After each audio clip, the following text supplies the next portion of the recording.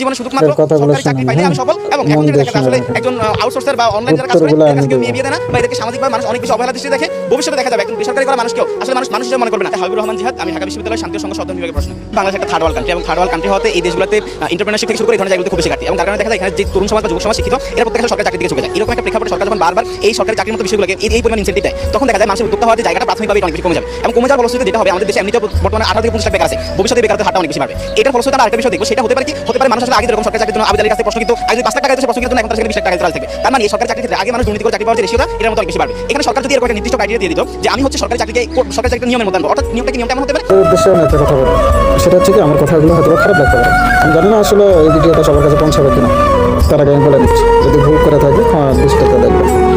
আরে ভাই, তুমি যে পড়ালেখা করো, তোমার বাপের খাও, তোমার বাপের পড়ো, তোমার সব কিছু চালার পর তুমি আগে একবার হচ্ছে রাস্তায় নেমে দেখো, শূন্য পকেটে তুমি নেমে দেখো। আর 8,250 টাকা দিয়ে একটা ফ্যামিলি কীভাবে চলে?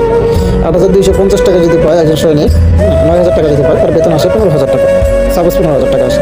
15,000 টাকা যদি আসে, সে ব্যক্তিটা তার ফ্যামিলিতে কয় টাকা দিবে, সে কয় টাকা দিয়ে চলবে? একটা কলম কিনতে এখন কয় টাকা লাগে? 5 টাকা, 10 টাকা। আচ্ছা, আগে ভাই তোরা কলম কিনছিস, আমরা কলম কিনছি 2 টাকা, 3 টাকা। তো এই স্কেল যদি দেয়, তোর বাপের তো কিছু যায় আসে না। সালার পর তুমি যে কথাই বলো যে হচ্ছে আমরা স্টুডেন্ট, বেকারত্ব বেড়ে যাবে, বেকারত্বটা কেমন বাড়ে? আমার ফ্যামিলিতে আমি যদি 20,000 টাকা বেশি করে, আমি 30-35,000 টাকা অবস্থা রাখি। 30-35,000 টাকা হলে দেখা যাবে যে আমি চাবো যে আমার ফ্যামিলির যে কোনো একজনকে আমি ভালো জায়গায় পড়াবো। ভাই, তুই যেখানে পড়াশোনা করিস ওখানে পড়াতে কত টাকা খরচ হয় তো বাবা মা জানো, তুই জানিস না? তুই জানবি কি বাল? তুই তো হচ্ছে দিন খাস, বাপের পড়িস, বাপের সব কিছু, তুই বুঝবি বাল? তুই বুঝবি না।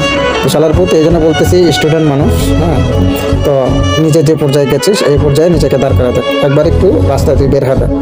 বাজারের দাম কত?